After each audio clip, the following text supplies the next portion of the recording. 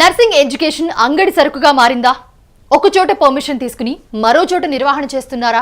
ఆ మహిళా అధికారి వల్లే మొత్తం అంతా కూడా ఆగమైపోతుందా?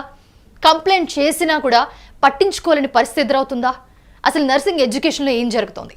ఈ రోజు మనతో మాట్లాడడానికి స్టూడియోలో మనతో పాటు ఉన్నారు మాసారం ప్రేమ్ కుమార్ గారు, ప్రెసిడెంట్ ఆఫ్ సీజే. ప్రస్తుతం సీజే ప్రెసిడెంట్గా ఉన్నారైనా ఈ నర్సింగ్ ఎడ్యుకేషన్కి సంబంధించి చాలా వరకు పోరాడుతున్నారు. సో నమస్తే అండి. నమస్తే అండి. సో ఈ రోజు మనం నర్సింగ్ ఎడ్యుకేషన్ గురించి మాట్లాడుతున్నాం. చాలామంది ఈ మధ్య కాలంలో నర్సింగ్ జాయిన్ అవ్వాలంటే భయపడుతున్నారు. సో ఏంటి అసలు ఏం దందా జరుగుతుంది? ఎందుకు ఇంత గొడవ రచ్చరచ్చ జరుగుతుంది? యాక్చువల్గా ఈ నర్సింగ్ ఇన్స్టిట్యూషన్స్ మీద ప్రత్యేకంగా అంటే విద్యార్థులకు అన్యాయం జరగొద్దని తెలంగాణ ప్రజలకు కానీ ఆంధ్రప్రదేశ్ ప్రజలకు కానీ తెలియాలని ప్రత్యేకంగా ఈ ఇంటర్వ్యూకి పిలిచినటువంటి మేనేజ్మెంట్స్కి ఎస్పెషల్లీ నాగరాజు బైరిశెట్టి గారికి ప్రత్యేకంగా కృతజ్ఞతలు తెలియజేస్తున్నాను. యాక్చువల్గా ఏంటంటే అండి, నర్సింగ్ యాక్ట్స్ అనేది very beautiful act. 1947 INC act అని ఉంటుంది. ఈ యాక్ట్ చాలా బ్యూటిఫుల్గా ఉంటుంది.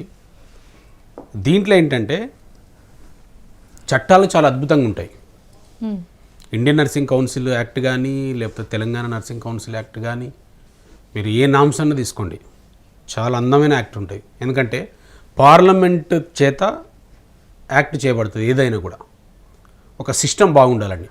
లైక్ ఇప్పుడు న్యూ ఎడ్యుకేషన్ పాలసీ తీసుకుంటే అంటే బీజేపీ గవర్నమెంట్ లైక్ కేంద్ర ప్రభుత్వం మన 2020లో ప్రవేశపెట్టింది. దాని యొక్క యాక్ట్ అంటే పాలసీ, ప్రిన్సిపల్ ఆఫ్ పాలసీ ఏంటంటే ఏ ఇన్స్టిట్యూషన్ అయినా కూడా అంటే ఒక గుడ్ ఇన్స్టిట్యూషన్గా ఉండాలి. అంతిమంగా దాని ఉద్దేశం ఏ స్టూడెంట్ అయినా కూడా క్వాలిటీ ఆఫ్ స్టూడెంట్, గుడ్ స్టూడెంట్గా ఉండాలి. అంటే ఏదైనా ప్రిన్సిపల్ ఆఫ్ పాలసీ తీసుకున్నప్పుడు అంటే ఇక్కడ ఒక సామెత చెప్పాలి మీకు. మీరు నర్సింగ్ కౌన్సిల్ ఇన్స్టిట్యూషన్స్ మీద ఇప్పుడు మనం చర్చకు తీసుకొస్తున్నాం కనుక ఇంగ్లీష్లో ఒక ప్రోవర్బ్ ఉంటుంది. డు నాట్ గివ్ ద అంటే what is Holi, do not give the what is Holi to the dogs, do not throw the pearls in front of swine అని ఉంటుంది. స్వైన్ మీన్స్ అంటే పిగ్. అంటే పరిశుద్ధమైనది ఏది కూడా కుక్కలకు పెట్టొద్దంట. అంటే నేను మాట్లాడేది కుక్కలు అంటే అంటే మనం ఇంట్లో పెంచుకున్న పెట్స్ కాదు, వీధి కుక్కల గురించి నేను మాట్లాడుతున్నా. వీధి కుక్కలు ఏం చేస్తాయంటే మనం వండి పెట్టామనుకోండి వాటికి నచ్చదు, ఫ్రెష్గా ఫుడ్ పెట్టామనుకోండి వాటికి నచ్చదు. ఎందుకు నచ్చదు అంటే అది రోత ఏదైతే బయట రోడ్ల మీద తిరిగే రోత దొరుకుతుంది కాబట్టి వాటికి అవి ఇష్టం. పందుల ముందర కూడా ముత్యాలు రాల్చొద్దు. ఎందుకు రాల్చొద్దు అంటే పంది, దానికి తెలియదు, ముత్యాల విలువ తెలియదు. ఈ నర్సింగ్ కౌన్సిల్కి అప్లై చేసుకున్నప్పుడు కానీ ఇన్స్టిట్యూషన్స్ పెట్టి మేము పిల్లలకు సర్వీస్ చేస్తామని, ఎడ్యుకేషన్ సిస్టాన్ని మంచిగా అందిస్తామని చెప్పేసి గవర్నమెంట్ ఏదైతే వీళ్ళకి పర్మిషన్స్ ఇచ్చిందో ఆ కంప్లీట్గా వయలేట్ చేసి ఇష్టానురీతిగా అడ్డగోలుగా నిర్వహించుకుంటున్నారు. నేను అందుకే అంటున్నా, ఈ మేనేజ్మెంట్స్ పందులు కుక్కలతో పోలుస్తున్నాయి వీళ్ళని. ఎందుకంటే వాటి విలువ తెలియదు వీళ్ళకు. గవర్నమెంట్ వీళ్ళని నమ్మి సర్వీస్ ఇస్తారని తెలిసి, సర్వీస్ అంటే మంచి నర్సింగ్ ఇన్స్టిట్యూషన్స్ నడుపుతారని, విద్యార్థులు మంచి విద్యార్థులు భవిష్యత్తులో బయటకు వస్తారని, వీళ్ళు ప్రజలకు సేవ చేస్తారని అట్లాంటి ఉద్దేశంతో ఇస్తే ఇష్టం వచ్చిన అడ్డగోలి రీతిగా ఇలా వైలేట్ చేసుకుంటూ నిర్వహిస్తున్నాను తెలంగాణలో. మీరు అసలు ఎన్ని నర్సింగ్ స్కూల్స్ మీద కంప్లైంట్ చేశారు? దగ్గర యాక్చువల్గా నేను డిఎంఈ కండి, director of medical education Narendra Kumar, doctor Narendra Kumar అని అయిపోవర్ అన్నట్టు. నర్సింగ్ కౌన్సిల్ దాని కింద ఉంటుంది, రిజిస్టార్ తర్వాత DME, director of medical education Telangana state. దాదాపు ఇప్పుడు నేను ఇచ్చింది 23 స్కూల్స్ మీద కంప్లైంట్. 23 స్కూల్స్ మీద, నర్సింగ్ స్కూల్స్ మీద నేను కంప్లైంట్ చేశాను. తర్వాత సెకండ్ ఫేజ్లో 36 యాడ్ అవుతున్నాయి. ఇంకా ఇప్పుడు చేయబోతున్నాను. అది సీఎం గారు కూడా లెటర్ రాస్తున్నాను. సో ఈ విషయాన్ని ఎందుకు వైలేట్ చేశారంటే వీళ్ళు స్పెషల్గా తీసుకుంటే బిల్డింగ్స్ తీసుకుందాం. బిల్డింగ్స్ తీసుకుంటే 60 మంది విద్యార్థులు ఉన్న కాడ, 60 మంది విద్యార్థులు ఉన్న కాడ ఒక ఇన్స్టిట్యూషన్లో, కొత్త ఇన్స్టిట్యూషన్ నేను చెప్పేది 8 మంది మినిమం ఫ్యాకల్టీ ఉండాలి. సారీ, బిల్డింగ్స్ నేను హాస్టల్ బిల్డింగ్ ఏదైతే తీసుకుంటే 20,000 ఎస్ఎఫ్టీ మొత్తం కంప్లీట్ హాస్టల్ బిల్డింగ్ ఉండాలి. 20,000 ఎస్ఎఫ్టీ, 17,500 ఎస్ఎఫ్టీ, టీచర్స్కి బిల్డింగ్ ఉండాలి. సో ఇవన్నీ మొత్తం బ్లాక్ 37,500 ఎస్ఎఫ్టీ ఉండాలి. ఒక బిల్డింగ్ ఉండాలి ఒక ఇన్స్టిట్యూషన్ నడపాలంటే. సో అవేవి లేవు. బిల్డింగ్ విచిత్రం ఏంటంటే నర్సింగ్ అడ్రస్ ఒక దగ్గర తీసుకుంటారు. ఫర్ ఎగ్జాంపుల్ మాదాపూర్లో నర్సింగ్ స్కూల్స్కి పర్మిషన్ తీసుకుంటారు. ఇక్కడ ఉండాల్సిన నర్సింగ్ స్కూల్ మాదాపూర్లో తీసుకొని ఎక్కడో వనస్థలిపురం నడుపుతారు. అంటే జిల్లాలే మార్చేస్తారు ఏకంగా. ఇట్లాంటివి దగ్గర దగ్గర 46 ఉన్నాయి. సో మీరు అసలు ఎలా కనిపెట్టారు అసలు ఇన్ని నర్సింగ్ కాలేజెస్ ఒక నామ్ కూడా పాటించకుండా వాళ్ళ స్కూల్స్ కానివ్వండి లేకపోతే నర్సింగ్ కాలేజీలు కానివ్వండి నడుపుతుందని? సో మీరు అసలు ఎక్కడ స్టార్ట్ అయింది ఇది అసలు? యాక్చువల్గా అండి వీళ్ళు ఏం చేస్తారంటే చదువు చెప్పకుండా రియంబర్స్మెంట్ డ్రా చేసుకుంటున్నారు. తర్వాత బిల్డింగ్లకు అట్లీస్ట్ బిల్డింగ్లు మెయింటైన్ చేయకుండా 37,500 ఎస్ఎఫ్టీని మెయింటైన్ చేయకుండా చదువు చెప్పకుండా రియంబర్స్మెంట్ ఎవరెవరైతే దాన్ని విత్డ్రా చేసుకుంటున్నారో గవర్నమెంట్ నుంచి కోట్ల రూపాయలను విత్డ్రా చేసుకుంటున్నారు.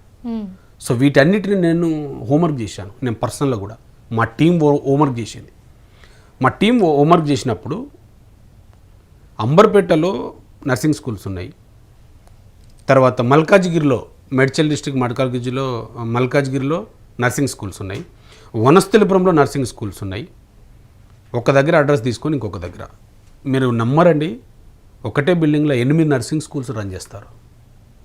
ఒకటే బిల్డింగ్లో మీరు చూసారా వాటిని? నేను చూసి ఎవిడెన్స్తో సహా ఇచ్చాను.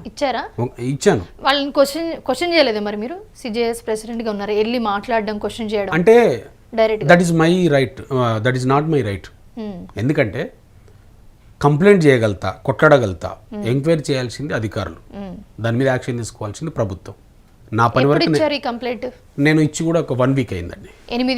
8 కాలేజెస్ ఒకటే బిల్డింగ్ లో ఉన్నాయి. అట్లా ఒక్కటే కాదు, నల్గొండలో 4 స్కూల్స్ నడుస్తున్నాయి. లిటిల్ ఫ్లవర్ జూనియర్ కాలేజ్ ఏమో లిటిల్ ఫ్లవర్, 4 నర్సింగ్ స్కూల్స్.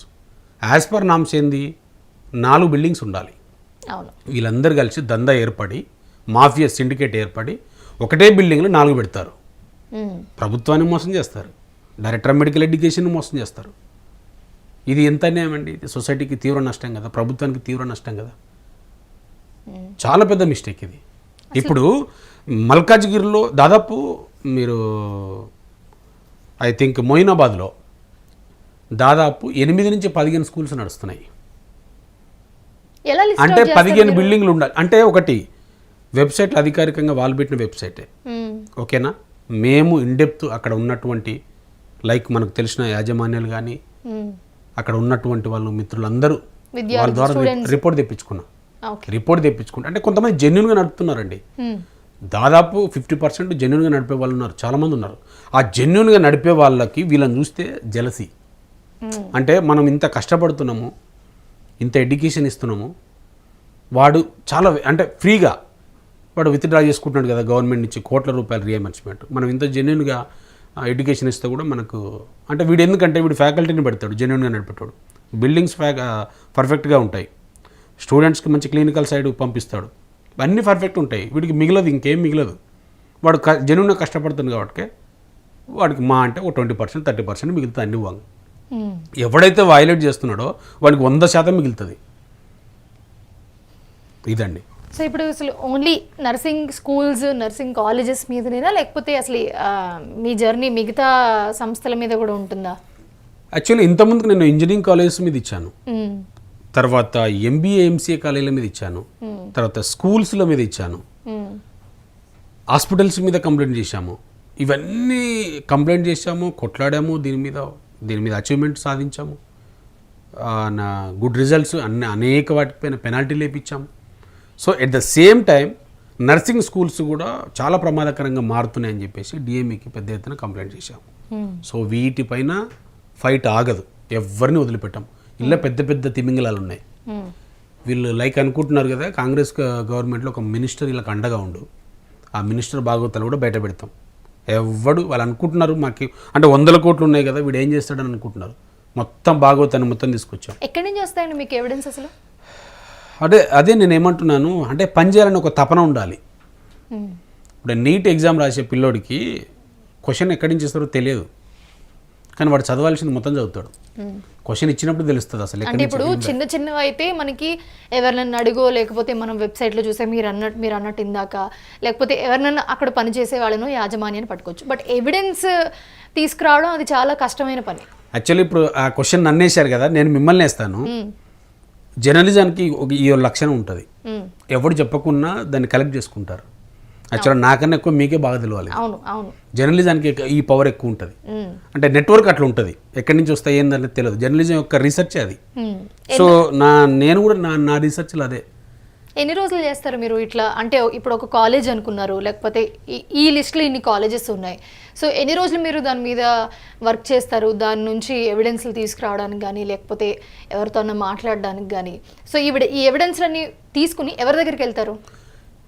ఇప్పుడు ఈ ఎవిడెన్స్ ఎట్లా ఉంటాయంటే, వైలేట్ చేస్తున్నాయా లేదా ఒకసారి క్రాస్ చెక్ చేసుకుంటాం. అసలు ఎన్ని స్కూల్స్ వైలేట్ చేస్తున్నాయి.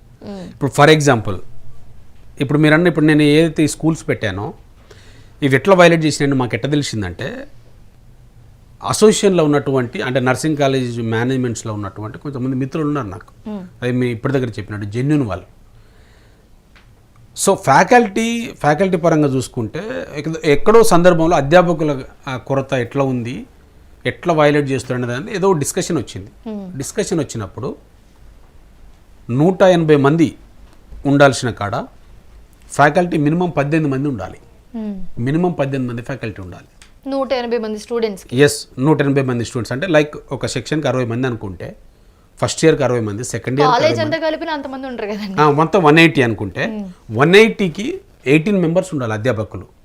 18 మెంబర్స్ ఉండాల్సిన కాడ, అంటే ఎవరు నేను అనేది ప్రిన్సిపల్స్, వైస్ ప్రిన్సిపల్స్, ట్యూటర్స్ తోటి కలిపి ఎక్స్పీరియన్స్ పర్సన్స్, మళ్ళీ వీళ్ళందరితో కలిపి 18 మంది ఉండాలి. మీరు గమ్మత్ ఏంటంటే, హైదరాబాద్లో నడుస్తున్నటువంటి స్కూల్స్లలో దాదాపు ఒక్కరు లేదంటే 2 టీచర్స్ ఉంటారు. స్కూల్స్ అంటే మీరు బిలో నర్సరీ అంటున్నారా, లేకపోతే నార్మల్ స్కూల్స్? నర్సింగ్ స్కూల్స్ నేను అనేది. నర్సింగ్ స్కూల్స్ నేను మాట్లాడుతున్నాను. నర్సింగ్ స్కూల్స్లో ఒక్కరు లేదంటే 2తో నడిపిస్తున్నారండి. ఎంతమంది స్టూడెంట్స్ ఉంటారండి ఒక్క నర్సింగ్ స్కూల్లో? నర్సింగ్ స్కూల్ అంటే ఇప్పుడు 10th అయిపోయిన వెంటనే ఇప్పుడు మనం పాలిటెక్నిక్ ఏ విధంగా అయితే చేస్తామో అట్లా నర్సింగ్ చేస్తారు. జిఎన్ఎం. సో జిఎన్ఎం, దాన్ని నర్సింగ్ అంటాం. దాని స్కూల్స్ కింద మీరు చెప్తున్నారు అంతే కదా, రైట్? దాని స్కూల్స్ అంటాం. కాలేజ్ అంటే బిఎస్సి వాళ్ళు, ఇంటర్మీడియట్ అయిపోయిన తర్వాత బిఎస్సి వాళ్ళు ఎవరైతే ఉంటారో. ముఖ్యంగా ఈ స్కూల్స్ మీద చేస్తున్నారు, నర్సింగ్ స్కూల్స్ వ్యతిరేకిస్తున్నారు. ఇప్పుడు ఇక్కడ ఏదైతే జరుగుతుందో అన్యాయం. సో ఇప్పుడు ఇంతమంది ఈ స్కూల్ ఇప్పుడు 40 or 50 చెప్పారు మీరు నంబర్. సో ఒక్కొక్క కాలేజ్లో ఎంతమంది ఉంటారు అసలు స్టూడెంట్స్? అంటే యాక్చువల్గా ఏంటంటే సెక్షన్కి అదే అంటున్నాను. ఇప్పుడు ఫస్ట్ ఇయర్కి 60 మెంబర్స్ ఉంటారు, సెకండ్ ఇయర్కి 60 మెంబర్స్ ఉంటారు, థర్డ్ ఇయర్కి 60, కంప్లీట్ 180 ఉన్న కాడ నేను వయలేషన్ ఎట్లా చేస్తానంటే, బిల్డింగ్స్ 37,500 ఉండాలి, ఎస్ఎఫ్టీ టీచర్స్ 18 మంది ఉండాలి, ఓకేనా? సో దీనికి సంబంధించిన ఇన్ఫ్రాస్ట్రక్చర్ ఉండాలి. ఈ ఇన్ఫ్రాస్ట్రక్చర్ ఏది కూడా లేదు. కంప్లీట్ వీటిని వైలేట్ చేస్తారు. వీటన్నిటిని వైలేట్ చేసుకుంటూ ఎవడు అధికారం వచ్చినా కూడా వాళ్ళ మీద అజమాయిషి చేయకుండా వాళ్ళతో చేతులు కలిపి ఎక్కడోడక్కడ సెటిల్మెంట్ చేసుకొని ఇష్టం వచ్చిన రీతిగా సంపాదించుకుంటారు. సెటిల్మెంట్ అంటే ఏంటి? అంటే ఇప్పుడు కంప్లైంట్ చేస్తే సెటిల్ చేస్తారా కాలేజ్ తరపు యాజమాన్యం కానీ, లేకపోతే మీరు కంప్లైంట్ చేయడానికి వెళ్తే వాళ్ళే ఎందుకులే కంప్లైంట్ మీరు చూసుకోండి అంటారా? యాక్చువల్గా ఇది జరిగింది 2 రకాలు ఉంటుంది. మీకు జరిగిందా? ఇది 2 రకాలుగా ఉంటుంది. ఎట్లా అంటే, ఫస్ట్ నర్సింగ్ కౌన్సిల్ అంటే ఏదైతే ఇన్స్టిట్యూషన్స్ ఉన్నాయో ఈ ఇన్స్టిట్యూషన్స్ మీద అందరికి హోంవర్క్ చేసేటప్పుడు ఎవరికైనా మేనేజ్మెంట్స్కి తెలిసింది అనుకోండి, ఫర్ ఎగ్జాంపుల్, పలానా XYZ మన మీద హోంవర్క్ చేస్తున్నాడు, జాగ్రత్త, ఇన్స్టిట్యూషన్స్ అన్నిట్ల మీద కంప్లైంట్ ఇవ్వబోతుండు, ఇది పెద్ద ప్రమాదం ఉంది అనుకున్నప్పుడు మేనేజ్మెంట్కు ఈ ప్రైవేట్ మేనేజ్మెంట్ అసోసియేషన్ ఉంటుంది. ఈ అసోసియేషన్ ఇంటర్ఫేర్ అవుతుంది. అసోసియేషన్ ఇంటర్ఫేర్ అయిపోయి డబ్బులతోటి ఎట్లా లొంగుతాడు, ఎంతవరకు లొంగుతాడు అనే దాని మీద వీళ్ళు హోంవర్క్ చేస్తారు. రెండవది, మనం ఇచ్చిన కంప్లైంట్ ఎవరికైతే ఆఫీసర్కి ఇస్తామో ఆ ఆఫీసర్ కూడా ఆ కంప్లైంట్ కాపీని మేనేజ్మెంట్స్కి లీక్ చేస్తారు. చేసి వీళ్ళతో ఏదో ఒకటి మాట్లాడుకోండి, సెటిల్మెంట్ చేసుకుంటే అయిపోతుంది అనుకున్నప్పుడు వీళ్ళు ఏం చేస్తారంటే, అంటే లైక్ ఏ పనిష్మెంట్ ఇవ్వరు ఇంకా వాళ్ళకి, వాటిపైన చర్యలు ఉండవు కూడా మేనేజ్ చేయడం వల్ల ఆఫీసర్స్ కూడా సహకరిస్తారు అన్నట్టు. మాట్లాడుకొని సెటిల్మెంట్ చేసుకోండి తొందరగా, ఎందుకంటే వాళ్ళకు వస్తాయి పైసలు, వీడికి వస్తుంది. వయలేషన్ అట్టే నడుస్తుంది. సో సెటిల్మెంట్ అని చెప్తున్నారు, మీతో ఎప్పుడైనా సెటిల్మెంట్ చేసుకున్నారా? నాతో ఏం సెటిల్మెంట్ చేయలేదండి. యాక్చువల్గా ఏంటంటే నాకు ఫోన్లు చేశారు, మేనేజ్మెంట్స్ కొంతమంది మాట్లాడుతున్నారు. మాట్లాడడానికి ఏముంటుందండి, ఇంకా అదే ఇప్పుడు ఏదైతే మనము కంప్లైంట్ చేశామో పర్టికులర్ స్కూల్స్, వాటి నుంచి ఎట్లా తప్పించుకోవాలి, దేనికి లొంగుతాడు, ఎంత డబ్బులకైతే లొంగుతాడు అనేది వాళ్ళ ప్రయత్నాలు వాళ్ళు మొదలుపెట్టారు. అడిగారు ఎప్పుడైనా మిమ్మల్ని? అడిగారు, చాలా మంది అడిగారు. సో ఇప్పుడు ఏం ఆన్సర్ చెప్తారు అలా అడిగినప్పుడు ఎవరైనా? అంటే ఒకటండి, అంత డైరెక్ట్గా అడిగారు, యాక్చువల్గా కలుద్దామని అనుకుంటారు, వేరే వాళ్ళ త్రూ ఫోన్ చేస్తారు, ఏదైనా ఉంటే మాట్లాడదాం బ్రదర్ అంటారు. నా సంగతి తెలుసు వాళ్ళకి అందరికీ. సో అంత ఈజీగా బెండ్ గడని తెలుసు. సిస్టమ్ కోసం కొట్లాడతాడు, సిస్టమ్ బాగుండాలని కొట్లాడతాడు. ఓకేనా, సిస్టాన్ని సెటరేట్ చేసుకుంటామంటే వదిలిపెడతాడు. తప్పు డబ్బులకు లొంగడనే సంగతి వాళ్ళకి క్లియర్గా తెలుసు. సరే ప్రేమ్ గారు, అసలు మీరు ప్రస్తుతం సిజిఎస్లో ప్రెసిడెంట్గా ఉన్నారు కదా, సో ఎంతమంది ఉన్నారు మీ అసోసియేషన్లో? అసోసియేషన్ అంటే అండి యాక్చువల్గా మాది 2022లో నేను ఎస్టాబ్లిష్ చేశాను. మీరే పెట్టారు అది? మేమే ఆర్గనైజేషన్, క్రైస్తవ జన సమితి. 2022 నుంచి నేను స్టార్ట్ చేసినప్పుడు 7 మెంబర్స్. ఇప్పుడు అది ఏపీ అండ్ తెలంగాణకి కంప్లీట్గా కమిటీలు వేస్తున్నాం. కమిటీలు అంతా అయిపోయింది ఆల్మోస్ట్. ఆల్ కమిటీలన్నింటినీ సెటరేట్ చేసుకుంటున్నాము. సో త్వరలో దాన్ని అనౌన్స్ చేయబోతున్నాం. అంటే మా సంఘానికి తిప్పి కొడితే 3 ఏళ్ళు కూడా కాలే, ఇంకా 3 ఏళ్ళు కూడా కాలే, కానీ 30 ఏళ్ళ చరిత్ర ఉన్నటువంటి సంఘాల కన్నా ఎక్కువ నేను వర్క్ చేశాను, ఎక్కువ అచీవ్మెంట్ సాధించాను. 2.5 సంవత్సరాలు నేను ఒక్కరిని 1000 మంది తోటి పనిచేశాను. 1000 మంది అన్నంత పవర్గా నేను పనిచేశాను. అందుకే అంత గర్వంగా చెప్పగలుగుతున్నాను. అందరికి తెలుసు, ఆన్ రికార్డ్. గవర్నమెంట్ దగ్గర లక్షల రూపాయల పెనాల్టీలు వేయించాను. ఉస్మాన్ యూనివర్సిటీలో లక్షల రూపాయల పెనాల్టీస్ ఉన్నాయి, స్కూల్ ఎడ్యుకేషన్ లక్షల రూపాయల పెనాల్టీస్ ఉన్నాయి, బోర్డ్ ఆఫ్ ఇంటర్మీడియట్ లక్షల రూపాయల పెనాల్టీలు వేయించాను. అందరికి తెలుసు వాట్ ఈజ్ ప్రేమ్ అనేది. సో ప్రేమ్ గారు, సో ఇన్ని చేస్తున్నారు కదా, ఏంటి మీ ఇన్కమ్ ఏంటి? ఇన్కమ్ సోర్స్ ఏంటి మీది? ఇన్కమ్ అంటే ఒకటి, అంటే నాకు ఒక చిన్న ప్రోవర్బ్ గుర్తుకొచ్చింది మీరు చెప్పారు కనుక. ఎవరికైనా సరే ప్రపంచంలో దేవుడు పుట్టించినటువంటి మనుషులలో కష్టపడి నిజాయితీగా పనిచేస్తే పనిచేసేవాడికి బో దొరుకుతుంది. ఎక్కడైనా సరే ఈ భూమి మీద, అంటే మనిషిగా పుట్టిన ప్రతి ఒక్కడికి కష్టపడడానికి బో దొరుకుతుంది, కష్టపడడానికి బో దొరకదు. సో నేను కష్టపడుతున్నా, ప్రజల కోసం కొట్లాడినా, విద్యార్థుల కోసం కొట్లాడినా, వైద్యానికి ఇబ్బంది పడుతున్న ప్రజల కోసం కొట్లాడినా, అనేక మందికి సేవ చేశాను, అనేక మందికి ట్రీట్మెంట్లు ఇప్పించాను. నా పేరు మీద ద నేమ్ ఆఫ్ సిజిఎస్ అనేక మందికి దాదాపు ఒక 1000 సర్జరీలు చేయించుంటాను. 1000 సర్జరీలు. డబ్బులు దీనికి డబ్బులు అవసరం లేదండి, క్యారెక్టర్ ఉంటే సరిపోతుంది. అంటే ఇప్పుడు నీడ్స్ మీరు అన్నారు, బేసిక్ నీడ్స్ కైనా ఖచ్చితంగా డబ్బులు కావాలి. అంటే ఒకటి నాకేమో అంటే అసోసియేషన్స్ మాకనే కాదు, ఎనీ పార్టీ అయినా సరే, లైక్ ఇప్పుడు కాంగ్రెస్ ప్రభుత్వం తీసుకోండి, బీజేపీ పార్టీ తీసుకోండి, కమ్యూనిస్టు పార్టీలను తీసుకోండి, ఏ పార్టీ అయినా తీసుకోండి, పార్టీలకు ఎక్కడ సపరేట్ ఇన్కమ్ ఏం రావు. ఎవరైనా ఫండ్ ఇస్తేనే, లైక్ కార్పొరేటర్లు కావచ్చు, ఎవరైనా కావచ్చు. అంటే పని చేసినప్పుడు మనల్ని గుర్తించిన వాళ్ళు, మనం అంటే అభిమానించిన వాళ్ళు, అరే మంచి కాజ్ కోసం కొట్లాడేటోళ్ళు అనుకున్నప్పుడు ఎవరైనా ఫండింగ్ ఇస్తారు. నేను ప్రత్యేకంగా ఇక్కడ ఒక పాయింట్ చెప్పాలి. నేను ఫండింగ్ ఆధారపడకన్నా ముందల నాకు ఒక 8 మంది మిత్రులు ఉన్నారండి, ప్రాణ స్నేహితులు. అందరూ రియల్ ఎస్టేట్స్, మంచి మంచి బిజినెస్ మ్యాన్స్ ఉన్నారు. నాకు అందులో సందీప్ కుమార్ అని ఉంటాడు, సన్నీ, తర్వాత రవికుమార్, తర్వాత వెంకట్ అని ఉంటాడు, తర్వాత విజయ్, ఫిలిప్, ఓకేనా, రాజు, తర్వాత ఆనంద్ పాల్. ఇట్లాంటి ఫ్రెండ్స్ నాకు మంచి మంచి బిజినెస్ మ్యాన్స్ ఉన్నారు. అంటే యాక్చువల్గా ఇప్పుడు చెప్పడం మంచి పద్ధతి కాదు, అంటే లక్షల మంది చూస్తారు కనుక ఇబ్బంది అవుతుంది. కార్పొరేట్ సిస్టంలో కూడా, ఎడ్యుకేషన్ ఇన్స్టిట్యూషన్లో, కార్పొరేట్ సిస్టంలో కూడా అనేక మంది నాకు మంచి మిత్రులు ఉన్నారు. చైర్మన్స్, ఏ విద్యార్థి సంఘాలకు కూడా లేదా అవకాశం, ఏ పార్టీ నాయకులకు కూడా, ఎమ్మెల్యేలకు కూడా లేని అవకాశము నాకు, అంటే గర్వంగా చెప్పగలుగుతున్నా. నాకు మంచి మంచి ఇన్స్టిట్యూషన్స్ చైర్మన్స్, నాకు మంచి ఫ్రెండ్స్ ఉన్నారు. సో వాళ్ళు నాకు ఇచ్చే ప్రేమతో ఇచ్చేదే, దాన్ని ఫండింగ్ అనుకుంటారా, లేకపోతే ఇంకోటి అనుకుంటారా, నా ఇన్కమ్ అనుకుంటారా, వాట్ ఎవర్ ఇట్. నా ఫ్రెండ్స్ నాకు ఫోన్ చేస్తే 1,00,000 రూపాయలు ఇష్టం ఉన్నారు. ఇట్లా ఫోన్ చేస్తే ఇప్పుడు చేస్తే 100% ఇచ్చాను. మళ్ళీ ఏదని కూడా అడగరు, ఏదని కూడా ఎందుకని కూడా అడగరు. నేను నాకు ఫ్రెండ్స్ అదే చెప్తున్నాను కదా, ఇప్పుడున్నారు రవికుమార్ ఉన్నాడు, సందీప్ కుమార్ ఉన్నాడు, వెంకట్ అంటే వాళ్ళు ల్యాండ్సే అమ్మేస్తారు వీళ్ళు. నేను అడిగితే నాకు 50 లక్షలు కావాలంటే 50 లక్షలు ఇచ్చేటోళ్ళు ఉన్నారు. అందుకని అంత ఎట్లా ఆత్మీయ మిత్రులు అని ఈ చెప్పి రోజుల్లో ఒక మనిషి ఇంట్లో సొంత మనిషిని నమ్మి ఇవ్వలేని పరిస్థితి ఈ రోజుల్లో. ఎందుకంటే ఇస్తే ఖచ్చితంగా వాళ్ళు రేపటి రోజున శత్రువులే అవుతారని చెప్పి, ఎందుకంటే మిత్రులా ఉండరు, ఖచ్చితంగా శత్రువులు అవుతారని చెప్పి ఎలా ఇస్తారు అన్ని డబ్బులు అంటే. ఇంకొకటి, ఒకసారి ఇస్తారు, 2 సార్లు ఇస్తారు. సో మీరు ఒక కాజ్ కోసం చేస్తున్నాను, లేకపోతే ఒక సిజిఎస్ అనే ఒక అసోసియేషన్ పెట్టి దీంట్లో చాలా కార్యక్రమాలు చేస్తున్నారు, విద్యా సంస్థలు కాకుండా ఇప్పుడు మీరు సంఘ సేవ కూడా చేస్తున్నారని చెప్తున్నారు దీంట్లో. సో ఒకసారి 2 సార్లు that would be fine, but every time ఎలా పాసిబుల్ అవుతుంది అని. అయితే ఇది ఒకటండి, మనిషిని అంటే నమ్మడం డిఫరెంట్, వాళ్ళు నమ్మడం డిఫరెంట్. నేను యువతలుండి మనిషిని ఇంకొక వ్యక్తిని నమ్మడం డిఫరెంట్, వాళ్ళు నన్ను నమ్మడం డిఫరెంట్. 2 చాలా తేడా ఉంటాయి. నేను నమ్మించాను అనుకోండి ఏదైనా ఒక మనిషిని, అది కొంతకాలం నడుస్తుంది, స్టాప్ అయిపోతుంది. అవతల వ్యక్తి నన్ను నమ్మాడు అనుకోండి, అంటే కంటిన్యూగా, అంటే చచ్చిపోయేదాకా పెట్టేవాళ్ళు ఉన్నారు.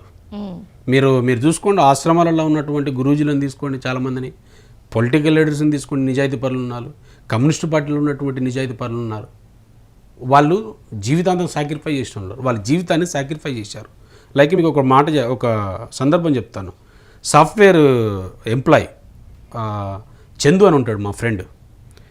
నేను ఎప్పుడు కారులో కూర్చున్నా పెట్రోల్ తనే పోపిస్తాడు ఫుల్ ట్యాంక్. ఎందుకని? రాకేష్ ఉంటాడు, ఒక అగ్రికల్చర్ ఆఫీసర్. వాళ్ళు ఎప్పుడు అంటే నేను చెప్తున్నాను, నా క్యారెక్టర్, ఆ క్యారెక్టర్ని కాపాడుకున్నా కాబట్టి వాళ్ళు నన్ను నమ్మారు, నేను నమ్మేయలే. నేను చెప్తున్నాను, ఎప్పుడు నేను ఎక్కినా కూడా అట్లాంటి ఫ్రెండ్స్ ఉన్నారు అనుకుంటా. అందరికీ అది రాదు, ఎందుకంటే యథార్థమైన ప్రేమ ఉండాలి, యథార్థమైన మనసు ఉండాలి. ఆటోమేటిక్ ఊరంతా చుట్టాలు అవుతారు అంతే. సో ఇప్పుడు మీకు ఊరంతా కదా, రాష్ట్రం అంతా చుట్టాలు. 100%. మంచి ఫిల్మ్ యాక్టర్లు కూడా నాకు ఫ్రెండ్స్ ఉన్నారు, మంచి ఇన్స్టిట్యూషన్స్ వాళ్ళు నాకు ఫ్రెండ్స్ ఉన్నారు, మంచి ఎమ్మెల్యేలు ఉన్నారు, ఐపీఎస్లు ఉన్నారు, ఐఏఎస్ ఉన్నారు. వాళ్ళందరూ ఎప్పుడైనా ఏదైనా సందర్భం వస్తే ఖచ్చితంగా ఫండింగ్ ఇస్తారు. 100% అండి. ఫండింగ్ అడగాల్సిన అవసరం కూడా లేదు, నాకు ₹1,00,000 కావాలంటే ఇచ్చేస్తారు అంతే. సో దాంతో నేను ఏం చేయాలంటే, నేను ఏం చేస్తున్నానో వాళ్ళ కళ్ళతో చూస్తున్నారు. నా స్వార్థానికి నేను వాడుకోనని తెలుసు. నాకు ఇంకోటి, ఎవరి దగ్గర చేతి చాపాల్సిన కర్మ కూడా నా దేవుడు నాకు ఇవ్వలే. అయితే ఇప్పుడు సిజిఎస్ లో చాలా సంఘ సేవ కూడా చేశాను, చాలా మంది హెల్ప్ చేశామని చెప్పారు. ఏం చేస్తారు అసలు సిజిఎస్ లో, ఏం చేశారు మీరు ఇప్పటి వరకు? నేను అంటే అదే చెప్పాను, విద్యార్థి సమస్యల మీద కొట్లాడాను, ప్రజా సమస్యల మీద కొట్లాడాను, వైద్యులకు ఇబ్బంది అవుతున్నప్పుడు, పేద ప్రజలకు ఏదైనా ఇబ్బంది జరుగుతున్నప్పుడు నేను కొట్లాడాను.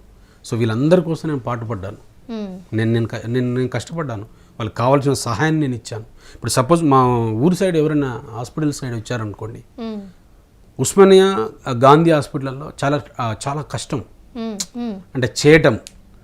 సో ఒక 1000 మందికి నేను సర్జరీ చేయించుంటా, ఒక 1000 మందికి ఉచితంగా. అంటే ఉస్మానియా జనరల్ హాస్పిటల్, గాంధీలో జనరల్ ఆ రిస్క్ తీసుకోవడం. వాళ్ళని అక్కడ వరకు తీసుకెళ్ళి ఇప్పుడు సర్జరీ చేయించడం అంటే చిన్న విషయం కాదు కదా. పట్టించుకుంటారు, పట్టించుకోరు, వాళ్ళకి తెలుసు తెలియదు, చాలా ఉంటాయి మధ్యలో. లైక్ ఇప్పుడు ఒకటి ఎగ్జాంపుల్ చెప్తాను. కార్పొరేట్ హాస్పిటల్స్లలో, లైక్ కార్పొరేట్ ఇన్స్టిట్యూషన్లలో చాలామందికి హెల్ప్ చేశాను. వాళ్ళు ఎందుకు నా మాట విన్నారంటే, నేను అదే మీకు ఇప్పుడు నర్సింగ్ ఇన్స్టిట్యూషన్స్ మీద నేను కొట్లాడుతున్న ప్రతి ఇష్యూలో నేను ఎవరి దగ్గర చేయి చాపలే. టు బి హానెస్ట్గా చెప్తున్నా, ఎవరి దగ్గర నేను చేయి చాపలే. సో ఇది అడ్డం పెట్టుకొని నేను బ్లాక్మెయిల్ కూడా ఎవరిని చేయాల్సిన అవసరం కూడా నాకు లేదు, నా క్యారెక్టర్ని చంపుకోవాల్సిన అవసరం, ఆ కర్మ కూడా నాకు లేదు. ఎందుకంటే నా ఫ్యామిలీ వెల్ సెటిల్డ్, నా మిస్సెస్ వెల్ సెటిల్డ్. సో నాకు అంత కర్మ లేదు. సో మీకు పెళ్ళయింది. అయితే ఒక క్వశ్చన్ అడుగుతానండి మిమ్మల్ని, ఇప్పుడు ఇవన్నీ చేస్తున్నారు, మీ ఇంట్లో ఏమన్నారా అంటే, ఇప్పుడు టైం ఉంటుందా అసలు? అంటే ఇప్పుడు ఇంట్లో వాళ్ళు ఖచ్చితంగా టైం ఇవ్వాలి, మీరేమో లైక్ ఇప్పుడు ఉద్యమాలు లేకపోతే వ్యతిరేకించడం అని చెప్పి ఆఫీసుల చుట్టూ, కాలేజీల చుట్టూ ఇన్వెస్టిగేషన్లు, ఎవిడెన్స్ ఇవన్నీ చెప్పి తిరుగుతుంటారు. ఇంట్లో ఎలా ఉంటుంది? గుడ్, మంచిగా ఉంటాము, ఇంట్లో టైం ఇస్తాను, ఫ్యామిలీ అంటే నాకు చాలా ఇష్టము. నేను అనేక స్పీచ్లలో కూడా చాలామందికి అదే చెప్తాను, కుటుంబాన్ని ప్రేమించండి ఫస్ట్ అని, తల్లిదండ్రులను గౌరవించండి, అన్నదమ్ములను గౌరవించమని, ఫ్రెండ్స్ తోటి ఎంత నిజాయితీగా ఉండాలను. అంటే ప్రతి దగ్గర నేను లెక్చర్ ఇచ్చేది కూడా అదే, ఎక్కడెక్కడ మీటింగ్లలో పోయినా మాట్లాడేది అదే. సో అట్లేం లేదు, నేను ఫ్యామిలీకి కంప్లీట్ టైం ఇస్తాను, నాకు ఫ్యామిలీ అంటే చాలా ఇష్టం. ఏం చదువుకున్నారండి మీరు? నేను PhD అండి, సోషియాలజీలో డాక్టరేట్, ఓకే, ఉస్మానియాలో. సో అందుకే నర్సింగ్ మీద మీకు ఇంత పట్టుంది అనుకోవచ్చు, తెలుసు మీకు. నాట్ ఓన్లీ నర్సింగ్ అంటే నేను దీన్ని ఏం పెద్ద గర్వంగా చెప్పట్లేదు. మనకు మహానుభావులు చాలామంది రాసేసిపోయారు, రాజ్యాంగాన్ని రాసేసిపోయారు. సో మనం కొత్త కనుక్కోవాల్సింది ఏం లేదు. ఉన్నదాన్ని ఎలా నడిపించాలి, సిస్టాన్ని ఎలా సెటరేట్ చేయాలి, ఉన్న జీవోలు, ఉన్న సర్క్యులర్స్ అవన్నీ చదివి దాన్ని సెటరేట్లో ఒక మంచి వేలో పెడితే సరిపోతుంది. అందుకే నేను వీటి మీద అన్నిటి మీద ఫైట్ చేసింది. సో ఇప్పుడు ఇవన్నీ తీసుకెళ్ళి మీరు ఎవిడెన్స్లు కానివ్వండి, లేకపోతే దీనికి సంబంధించినవి ఏవైతే ఉన్నాయో నర్సింగ్ స్కూల్స్కి సంబంధించి ఇవన్నీ కూడా డిఎంఈకి ఇచ్చానని చెప్పారు. సో నెక్స్ట్ ఏంటి, నెక్స్ట్ స్టెప్ ఏమైంది, ఏం జరగబోతుంది? యాక్చువల్లీ ఐ థింక్ నాకు తెలిసి ఈరోజు రేపు నోటీసులు సర్వ్ చేస్తున్నారు అన్ని ఇన్స్టిట్యూషన్స్కి. సర్వ్ చేసిన తర్వాత కమిటీ వేస్తారు. కమిటీ వేసి సడన్ ఇన్స్పెక్షన్ చేస్తారా లేకపోతే ఎంక్వైరీ చేస్తారా తెలియదు. ఇన్స్పెక్షన్కి అయితే వెళ్తారు. వాటి దగ్గర ఉన్నటువంటి వయలేషన్స్ ఏవేవి అవుతున్నాయో వాటిని ఫ్యాక్ట్ ఫైండింగ్ ఏందనేది వాళ్ళు క్యాచ్ చేస్తారు. క్యాచ్ చేసి 100% దాని మీద పెనాల్టీలు ఇవ్వడమా, లేకపోతే వాటికి మళ్ళీ పర్మిషన్స్ ఇవ్వకుండా ఉండడమా, లేకపోతే వాళ్ళని సెటరేట్ చేసుకోవడమా, ఎట్లా అనేది కూడా వెరీ సీరియస్గా ఉంటుంది. సో మరి ఇంత చేస్తున్నారు, డిఎంఈ కంప్లైంట్ ఇచ్చారు, సో బ్యాక్గ్రౌండ్లో ఇంత వర్క్ చేసి ముందుకు వచ్చి నిలబడి ఇచ్చారు కదా, ఈ విషయం అంతా గవర్నమెంట్కి తెలియజేశారా? తెలుసా అసలు? లేదు, గవర్నమెంట్కి లెటర్ రాస్తున్నాను, సీఎం రేవంత్ రెడ్డి గారికి లెటర్ రాస్తున్నాను. యాక్చువల్గా ఏంటంటే మంచి క్వశ్చన్ ఇది. ఈ విషయంలో అయితే నేను అప్రిషియేట్ చేస్తున్నాను. నేనేం కాంగ్రెస్ వాదిని ఏం కాదు, లేకపోతే కాంగ్రెస్ కార్యకర్తను కూడా నేను కాదు. ఎందుకంటే నేను ఒక ఆర్గనైజేషన్కి అసోసియేషన్ ప్రెసిడెంట్గా ఉన్నాను అంతే. ప్రైవేట్ మేనేజ్మెంట్స్ని అయితే ఎంకరేజ్ చేయట్లేదు రేవంత్ రెడ్డి గారు. ఇన్స్టిట్యూషన్స్ లైక్ అంటే ఎడ్యుకేషన్ సిస్టమ్ బాగుండాలని కోరుకుంటున్నాడు ఆయన. సో ఎవరితో ఏం కాంప్రమైజ్ అవుతలేడు ఆయన ఎవరిని కూడా. అంటే నేను లైక్ ఇంజనీరింగ్ కాలేజ్ చూశాను, ఎంబీఏ ఎంసీఏ కాలేజీలు విషయాలు చూశాను, స్కూల్స్ ఇష్యూస్ చూశాను, ఇవన్నీ చూశాను కదా. ఎక్కడ కూడా ఆయన ఎవరిని కూడా మేనేజ్మెంట్స్ని కలిసి ఏదో సెటిల్మెంట్ ఆడి ఏదో అంటే లైక్ పార్టీకి ఏదో ఫండ్ రాయించుకొని ఏదో చేసి ఏదో టైం పాస్ చేయాలని అయితే ఆయన లేడు. ఎందుకు లేడంటే నేను ప్రత్యక్షంగా చూశాను. ఇంజనీరింగ్ కాలేజీల విషయంలో చాలా కమిటెడ్గా ఉన్నారు. ఇప్పుడు ఇంజనీరింగ్ కాలేజీలకు ఎంసీఏ ఎంబీఏ అంటే మీరు గతంలో చేసిన ఇంజనీరింగ్ కాలేజ్ వ్యతిరేకత అయితే దానికి పాజిటివ్ వచ్చింది. 100% నాకు లెటర్ కూడా రాశారు. గవర్నమెంట్కి నేను లెటర్ రాస్తే గవర్నమెంట్ హైయర్ ఎడ్యుకేషన్కి లెటర్ రాసింది. నా లెటర్ కోడ్ చేస్తూ యూనివర్సిటీస్కి లెటర్ రాశారు. నా లెటర్ హెడ్ కోడ్ చేస్తూ అవే ఇష్యూ ఇప్పుడు కొట్లాడుతున్నారు. గవర్నమెంట్ వెరీ సీరియస్ ఉంది. రీఎంబర్స్మెంట్ ఎవరికి ఇవ్వట్లే. ఫ్యాకల్టీ లేకుండా, ఇన్ఫ్రాస్ట్రక్చర్ లేకుండా, ల్యాబొరేటరీ లేకుండా, అటెండెన్స్ లేకుండా ఎవరిని కూడా ఎంకరేజ్ చేయొద్దని చెప్పి వెరీ సీరియస్. ఇక్కడ గమ్మత్ ఏంటంటే రేవంత్ రెడ్డి గారికి చాలా రెస్పాన్సిబిలిటీగా ఉన్నాడు. ఇక్కడ దరిద్రం ఏంటంటే అధికారులు భ్రష్టు పట్టిస్తున్నారు. నీకు హయ్యర్ అఫీషియల్స్ లైక్ అంటే అన్ని రేంజెస్లో ఉంటారా? అన్ని రేంజెస్లో హైయర్ ఎడ్యుకేషన్లో తీసుకోండి, స్కూల్ ఎడ్యుకేషన్లో తీసుకోండి, బోర్డ్ ఆఫ్ ఇంటర్మీడియట్ ఎడ్యుకేషన్లో తీసుకోండి. ఇప్పుడు మీరు అన్న నర్సింగ్ ఇన్స్టిట్యూషన్ మీరు అన్నారు కదా, ఓ మహిళా అధికారి అండి, ఆమె దాదాపు 8 సంవత్సరాల నుంచి ఉందండి. అసలు ఎవరండి మహిళా అధికారి? ఎవరు ఇంత నర్సింగ్ కౌన్సిల్ సృష్టిస్తోంది? Nursing council registrar. అంటే చాలా మంది పత్రికలు రాయలేదు, పేరు రాయలేదు. అంటే మహిళా అధికారి అంటే ఎవరు ఉంటారండి? Nursing council registrar. ఆ రిజిస్ట్రార్ పేరు రాయకుండా ప్రాబ్లం అవుతుంది, ఇబ్బంది అవుతుంది మనకెందుకు అనుకొని రాశారు. నర్సింగ్ కౌన్సిల్ రిజిస్ట్రార్ ఎవరు? ఆమె పేరు విద్యావతి అనే సంగతి ప్రపంచానికి అందరికీ తెలుసు. ఎందుకంటే అఫీషియల్గా ఆమె అపాయింట్ అయింది కదా. ఏ అధికారి అయినా కూడా 3 సంవత్సరాల కన్నా ఎక్కువ ఉండరు ఏదో ఒక పోస్ట్లా. లైక్ యూనివర్సిటీ తీసుకోండి, 3 సంవత్సరాల కన్నా ఎక్కువ ఉండరు వైస్ ఛాన్సలర్. రిజిస్ట్రార్ తీసుకోండి, 3 సంవత్సరాల కన్నా ఎక్కువ ఉండరు. కానీ ఈ రిజిస్ట్రార్ గారిని పాత గవర్నమెంట్లో ఉన్నారు, ఈమె కొత్త గవర్నమెంట్లో ఉన్నారు. ఎలా పాసిబుల్ అయింది? వెరీ కమిటెడ్ ఆమె, చాలా నిజాయితీ పరులను ఎక్కువ ఉంచుతారని నేను అనుకుంటున్నాను. నాకు తెలియదు ఈ జీవోలు ఇవైతే నాకు ఐడియా లేదు. ఈమెను ఇంతగానో ఉంచారంటే ఈమె చాలా ఇన్ఫ్లుయెన్స్ పర్సన్, బాగా మేనేజ్ చేస్తుందని బయట అనడం. నేనేమనుకున్నానంటే తెలియక 8 సంవత్సరాలు అంటే చాలా నిజాయితీ పరురాలేమో అనుకున్నా. ఇప్పుడు మీరు చెప్తుంటే అంత నిజాయితీగా ఉన్నారు కదా, నిజాయితీగా ఉన్న వాళ్ళు ఎక్కువ రోజులు ఉంటారు కదా. అదే అంటున్నాను నేను. అంటే సెటైర్ వేస్తున్నాను అనుకుంటారా లేకపోతే తెలియక అనుకుంటారా? 8 సంవత్సరాల నుంచి ఉందంటే అంటే ప్రైవేట్ మేనేజ్మెంట్ చెప్పేది ఏంటంటే పెద్ద ఎత్తున మేనేజ్ చేస్తుందని. మేనేజ్మెంట్స్ కూడా ఫుల్ సపోర్ట్ చేస్తారు ఆమెకి. ఇన్స్పెక్షన్ కూడా తూతూ మంత్రంగా, ఎప్పుడు ఇన్స్పెక్షన్ పోయినా కూడా కాలేజ్ దాకా కూడా ఓరు ఫుల్ సహకారంగా ఉంటుంది, అద్భుతంగా. మరి ఒకవేళ అక్కడ ఉన్న స్టూడెంట్స్ ఏమైనా కంప్లైంట్ ఇస్తే మరి పరిస్థితి ఏంటి అప్పుడు? ఎవరికి ఇస్తారు? స్టూడెంట్స్ ఎవడిస్తాడు?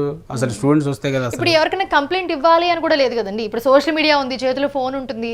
సో పలానా కాలేజ్లో ఇలా ఉంది, బట్ ఇలా ఉందని చెప్పారు, బట్ పరిస్థితి ఇలా ఉంది అని చెప్పి ఒక రివ్యూ వీడియో చేసినా సరిపోతుంది కదా. అది ఎక్కడి వరకు వెళ్ళి చేరుతుందో కూడా తెలియదు కదా. అంటే విద్యార్థులకు కూడా యాక్చువల్గా ఎక్కడ ఏంటంటే గ్రామీణ ప్రాంతాల నుంచి వస్తారు నర్సింగ్ స్కూల్స్కి, ఎక్కువ JNM JNIT వాళ్ళందరూ. వీళ్ళకు ఇదంతా తెలియదు పాపం, ఇవన్నీ తెలియదు వాళ్ళకి. యాక్చువల్గా థర్డ్ ఇయర్లో ఇంటర్న్షిప్ అని చేయిస్తారు. ఈ ఇంటర్న్షిప్ మోసాలు ఎట్లా ఉంటాయంటే ప్రైవేట్ మేనేజ్మెంటు అంటే ఎవరైతే నర్సింగ్ స్కూల్స్ ఉంటాయో ఆ నర్సింగ్ స్కూల్లో బేర్ చేయాలి ఎవరిని, ఈ ఇంటర్న్షిప్ చేసేటప్పుడు ప్రైవేట్ హాస్పిటల్స్లో. అంటే లైక్ ప్రతి నర్సింగ్ స్కూల్స్కి ఒక హాస్పిటల్ ఉండాలి, 100 పడకల ఆసుపత్రి ఉండాలి. నర్సింగ్ స్కూల్ ఉందంటే దాని పక్కల హాస్పిటల్ ఉండాలి.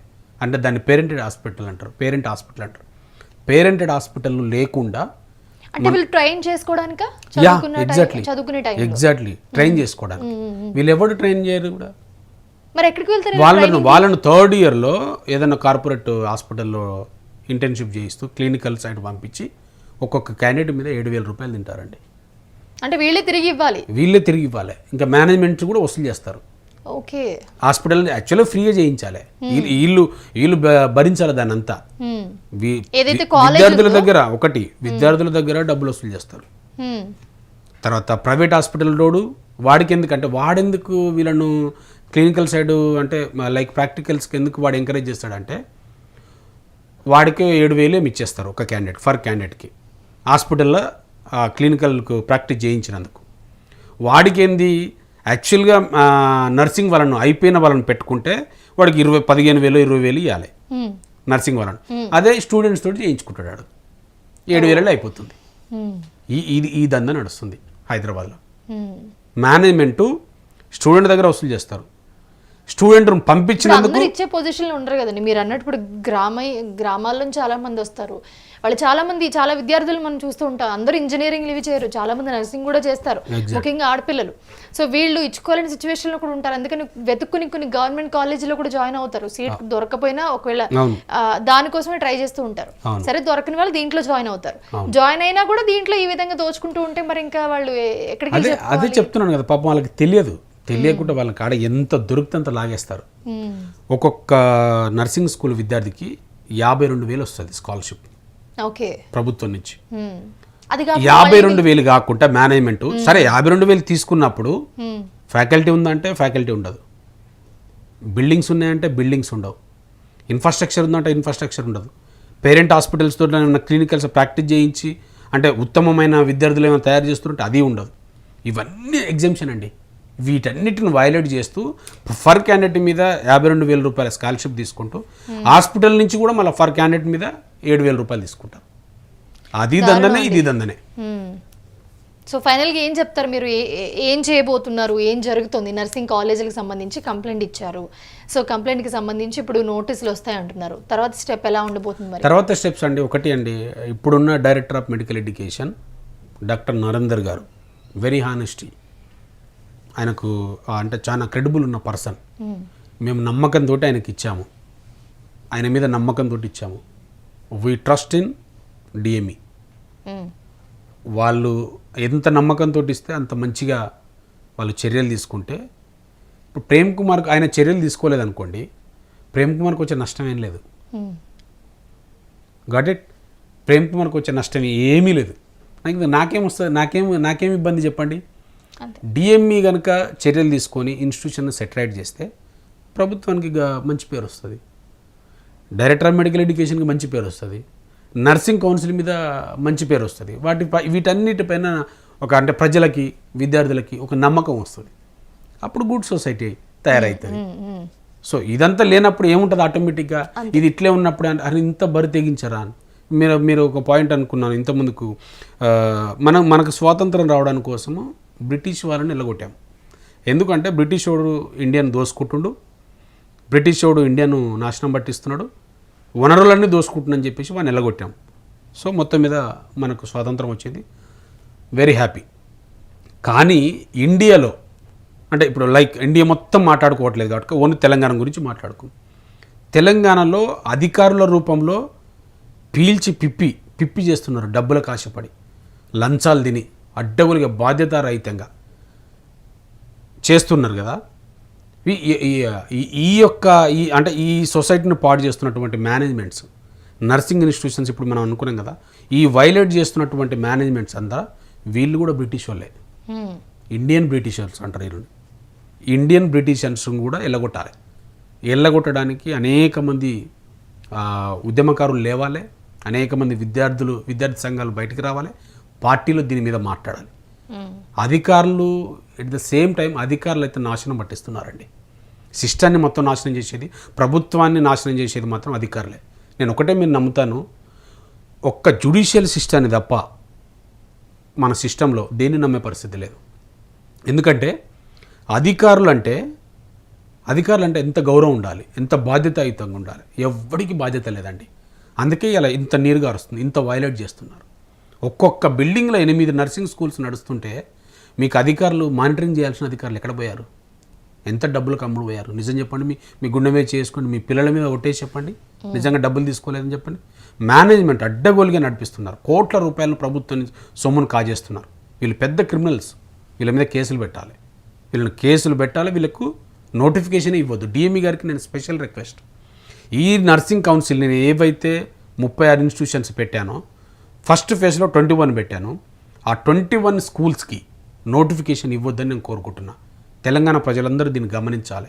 విద్యార్థులు దీంట్లో ఎవ్వడు కూడా జాయిన్ కావద్దు. ఈ నర్సింగ్ స్కూల్స్ పైన వీటిపైన సీరియస్గా చర్య తీసుకున్న తర్వాతనే నోటిఫికేషన్ ఇవ్వాలి. కొత్త నోటిఫికేషన్ త్వరలో వస్తుంది, ఇంకో 1 వీక్లో. ఆ నోటిఫికేషన్ ఇవ్వద్దు. ఆ నోటిఫికేషన్ ఆపితే డిఎంఈ మీద నమ్మకం ఉన్నట్టు.